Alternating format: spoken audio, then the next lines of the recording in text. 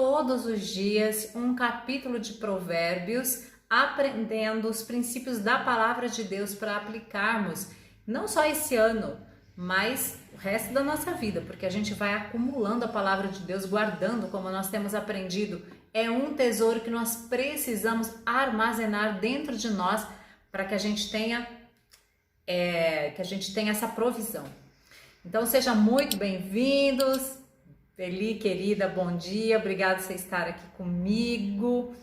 Então nós vamos iniciar agora o capítulo 11 de Provérbios. E você pode deixar aí o seu comentário, envie para nós, compartilhe o versículo que mais chamou a sua atenção.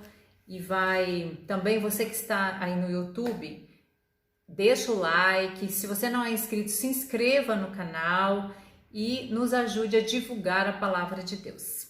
Vamos orar? Pai querido, muito obrigada por esse dia, por esta manhã em que nós temos a oportunidade de lermos, meditarmos na Tua palavra, aprendendo com o Senhor sabedoria para vivermos, cumprindo o Teu propósito nessa terra e termos uma vida em abundância como o Senhor já nos deu, já nos preparou. Muito obrigada, fala conosco, que seja o Teu Espírito Santo trazendo do Teu coração aquilo que nós precisamos aprender. Em nome de Jesus. Amém. Bom, esse capítulo 11, ele tem bastante conteúdo, foi bem difícil, eu estava aqui meditando, preparando e foi bem difícil selecionar, porque realmente são muitas coisas importantes. E aí eu fiz então uma lista com alguns pontos do que ele traz aqui, que são princípios de sabedoria. É uma lista para que a gente possa seguir todo esse ano. Alguns pontos que estão aqui a gente já falou, né, de alguma maneira, mas eu coloquei aqui pelo menos para mencionarmos e darmos essa atenção. São conselhos de sabedoria para que a gente viva e seja bem sucedido nessa caminhada e possa agradar a Deus. Aqui no versículo 1 diz assim: a balança desonesta é abominação para o Senhor, mas o peso justo é o seu prazer. Então o primeiro ponto da lista que eu coloquei foi ser justo. O nosso Deus, ele é um Deus justo. A base do trono de Deus é feita em justiça. Muitos textos bíblicos trazem essa palavra, que o trono do Senhor é um trono, ele é baseado, o governo de Deus é baseado na justiça dele, é a justiça perfeita. E diz aqui que a balança desonesta é a abominação. Sim, porque é o contrário do que Deus é. O Senhor, ele é justiça, ele age com justiça. E se nós agimos com injustiça, com peso desonesto, nós estamos indo contra o nosso Pai. Estamos renegando aquilo que ele é, né? Que ele é nosso Pai. Nós, como filhos, temos que fazer como ele faz, trazer dele para nós. Muitas vezes nós tomamos partido de um lado ou de outro, por conveniência, para não perder dinheiro, para você não perder tempo, e aí você quer, a balança ela pende para um lado para favorecer você, mas isso é abominação. Eu vou dar um exemplo bem corriqueiro. Tem muitas questões que a gente poderia falar aqui, mas eu vou dar esse exemplo só para você pensar, e com certeza o Espírito Santo pode trazer outras questões a respeito de ser justo, sabe? Você ser justo com as pessoas, ser justo em relação a você mesmo. Então, por exemplo, nós temos as nossas leis de trânsito e você vai andando numa estrada, num lugar, numa rua, você sabe, você vê que ali tem uma placa de velocidade. Você sabe que existe uma lei, que se você ultrapassar a velocidade, você vai pagar uma multa. Você vê a placa, você está consciente, você sabe, mas você decide, a placa é de 80, você passa a 100 por hora porque você não quer perder a velocidade que você estava. Aí chega a multa e você quer recorrer à multa. Mas existe uma lei. A partir do momento que foi feita uma lei, nós temos que obedecer. É lei. Lei é para ser cumprida. E aí nós queremos reclamar daquilo. Tá errado. Não é justo isso. Não se trata de discutir se a lei é justa ou não, se a lei imposta sobre a sociedade é justa ou não. Não é esse o ponto. O ponto é que se existe, nós temos que obedecer.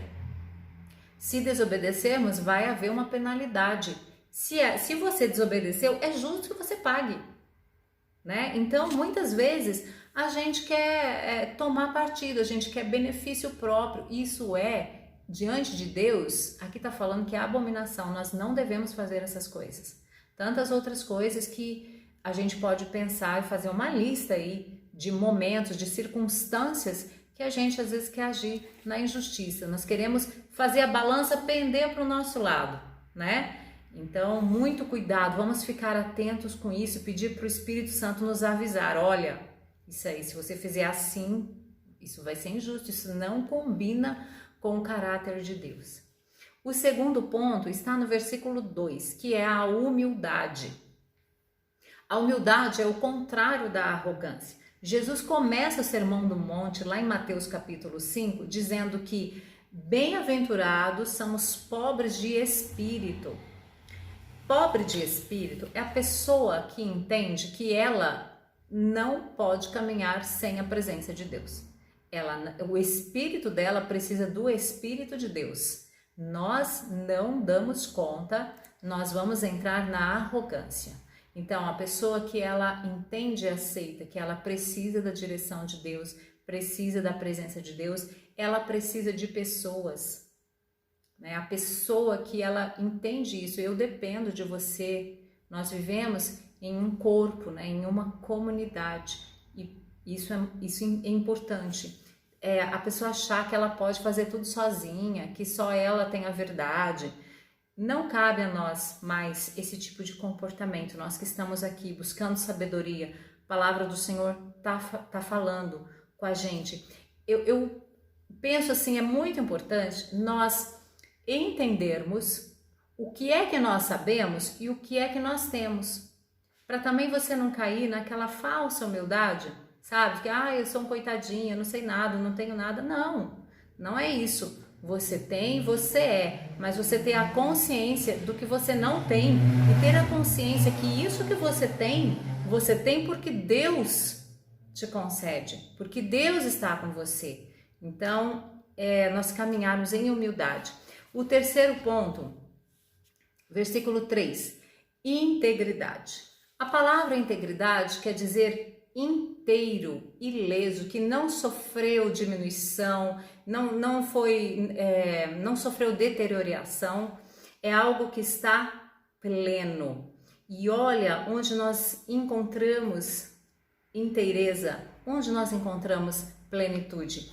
O apóstolo Paulo nos diz lá em Efésios, capítulo 4, versículo 13, que a plenitude é Cristo. Vamos ler aqui. Efésios 4, 13. Até que todos cheguemos à unidade da fé e do pleno conhecimento do Filho de Deus, ao estado de homem feito à medida da estatura da plenitude de Cristo.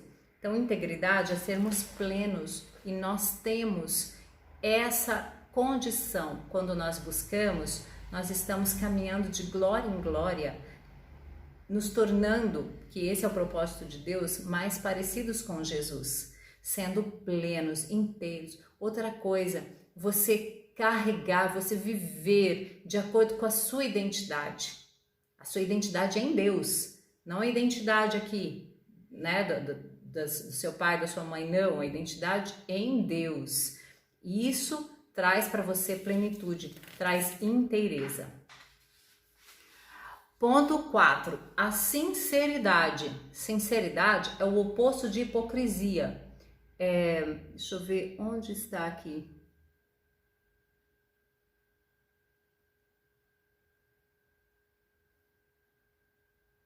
Eu perdi o versículo, gente. Eu anotei. Quando o ímpio, o justo é libertado, o hipócrita, aqui, tá? No versículo 9.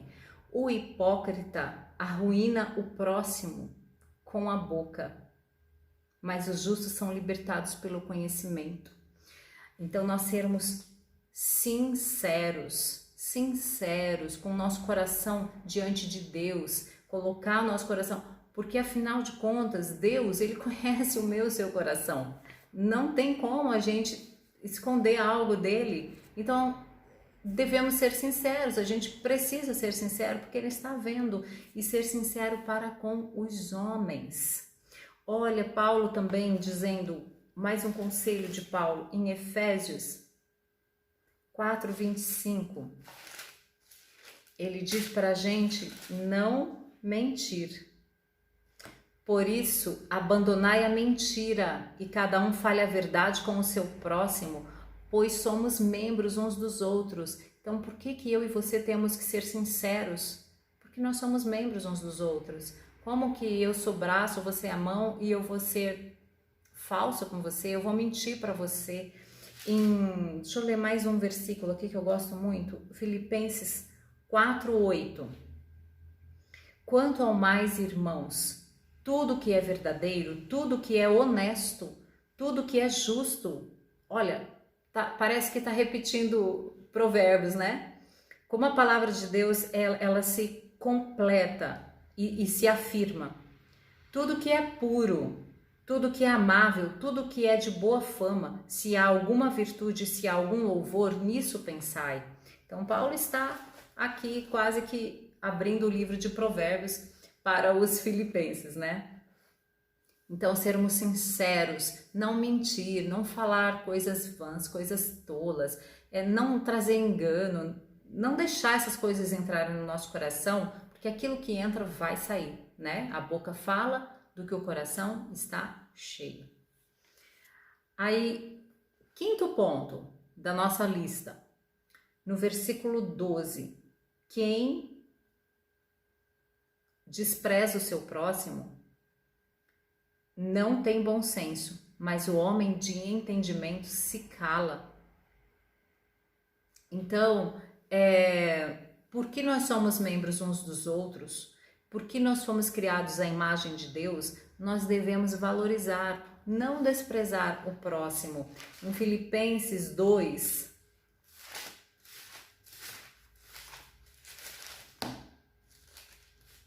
nós também temos um conselho nos versículos 3 e 4.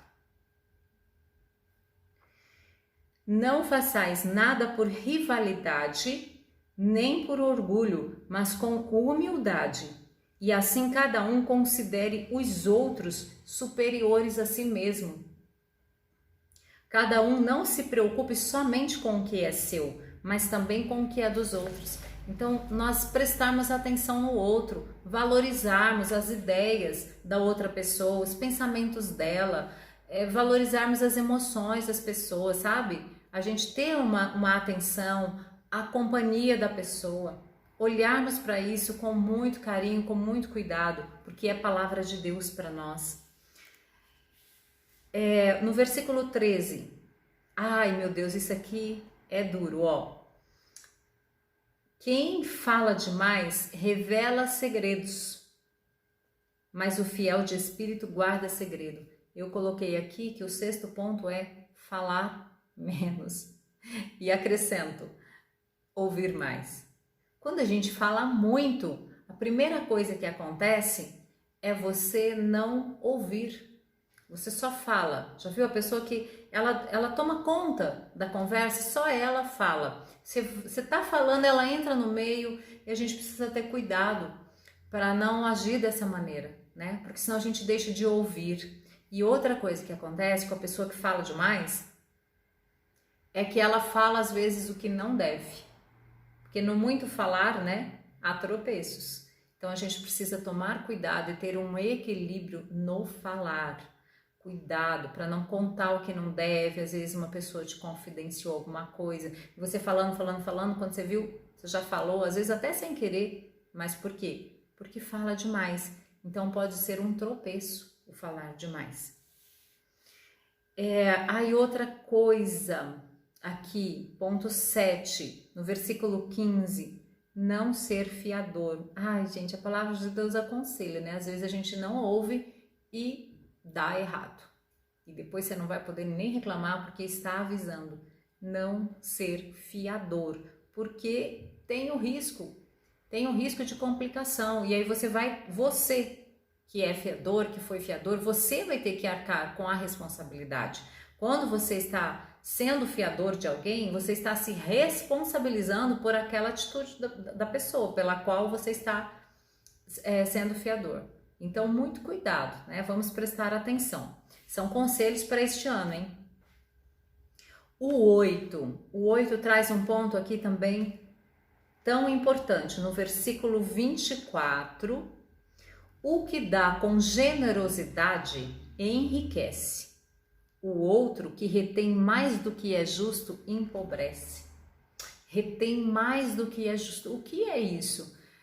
É tão importante a gente fazer planos, você planejar. Nós aprendemos aqui o quão é importante, é palavra do Senhor, é conselho do Senhor, nós fazermos uma provisão, nós guardarmos recursos, mas olha o que diz, aquele que retém mais do que é justo. Então, o que é justo você guardar, enquanto o outro está passando necessidade. Às vezes a gente quer guardar, acumular, a pessoa do lado está passando fome. Então, você está retendo mais do que é justo. Muito cuidado, a gente precisa prestar atenção. Guardar é uma coisa, ficar acumulando riquezas.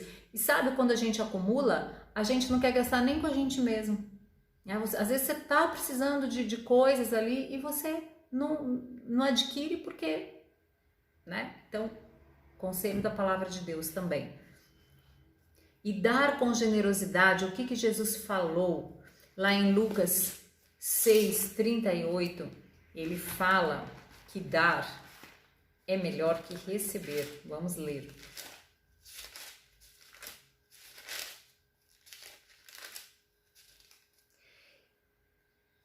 Lucas 6, aqui. Dai e vos será dado, recebereis uma boa medida, cheia, generosa e transbordante. E ó o complemento do versículo, pois sereis medidos com a mesma medida. Então o dar, nós precisamos dar com generosidade, com amor, com sinceridade, porque na mesma medida que nós medimos, da mesma forma que nós agimos, também será feito com a gente. Então, quando nós doamos com generosidade, nós estamos trazendo bênção para a nossa vida. Mas se a gente começar a guardar mais do que é justo, mais do que é necessário ser guardado, olha o que diz, empobrece. Então, vamos ficar atento com esse ponto também. É bastante coisa, né, gente? Bastante conselho para nós. Agora, tem aqui no 18, eu não coloquei aqui na minha listinha dessa lista, mas eu quero também mencionar, o 18 fala que o ímpio recebe um salário ilusório, mas o que semeia justiça recebe recompensa verdadeira. Olha, tem um engano muito grande, às vezes a gente olha para pessoas que enriquecem praticando o mal, praticando a desonestidade. E essa pessoa, ela vai enriquecendo e a gente olha e fala assim, mas como é que pode, né? Uma pessoa ímpia, que o salmista fala muito sobre isso, que ele vê os ímpios prosperando, mas aqui está dizendo que essa prosperidade, ela é ilusória.